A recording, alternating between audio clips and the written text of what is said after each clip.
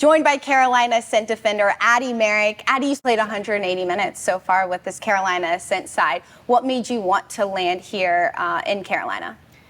Well, my rookie year started here, so that's very interesting. In Raleigh. Yes, in Raleigh. Mm-hmm. So I loved Carolina, and I was like, I would love to go back. Honestly, at the beginning of looking for teams, I wasn't even really looking here because they're at the top of the table. They're playing well. Typically, you're not thinking that's the team that you're going to end up on. Mm-hmm. But my agent reached out, and it just ended up working out. But I am really excited just from the style of soccer that they play, the work ethic that the team has, the culture that's already been created here is amazing. And I've been a lot of places, and just like the respect that is from like the coaches to the president to the ownership all the way down is like top class, and like that is something that you don't find everywhere. It's not something you find everywhere, and the culture is always something huge that clubs talk about when they're building anything brand new. What is the culture like here with the Ascent from your perspective?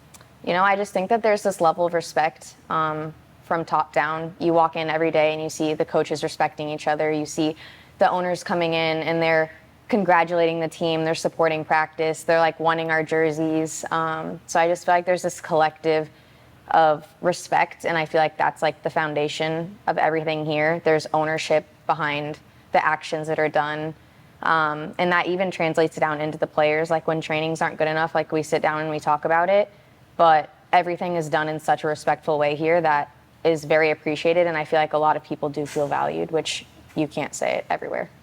You started your rookie career with the North Carolina Courage in the NWSL. Now you're back in North Carolina. What did you like about the Carolinas in general off the field?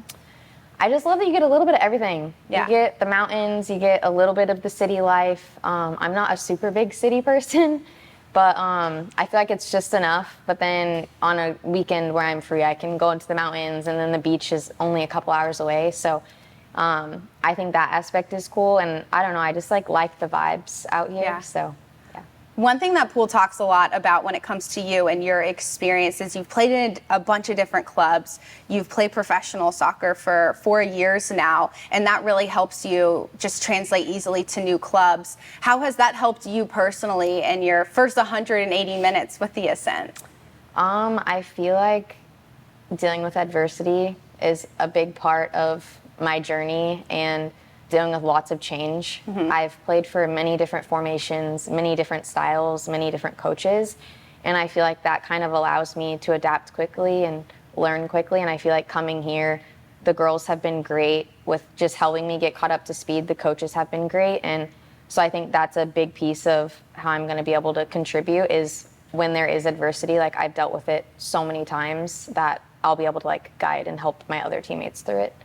The soccer world is really small, and sometimes when you switch clubs, you already have experience with other players. Did you know anybody on the Ascent before you joined the team? Yeah, so I played with Riley Baisden back in COVID years. Mm-hmm. So she had found out before I could message her that I was coming here, and I was just really excited that I was going to be able to play with her again. Very cool. And then off the field, what does Addie like to do when you don't have to be at training or at a match? Yeah, so if my piano would have fit in my car, I would have brought that. I like to play, whenever I go home, if I have the mental energy to do so. But I love baking. Okay. I bake a lot. The girls will get a taste of some of my stuff this next week. I'm going to try to make an apple cobbler cheesecake, and then maybe something else for the people that like are gluten-free. I don't know what yet. But yeah, love baking, and then occasionally play some video games just to like unwind. So, yeah. Wait, this baking is very interesting. What got you into baking? COVID.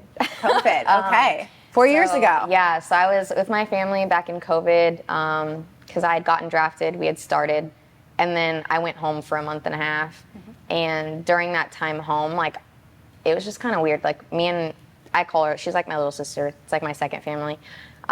We just got really into baking, and I was like her sous chef, and we would just start baking a whole bunch of stuff, and she's like, let's try baking macarons, which are like really hard to make. Oh, yeah.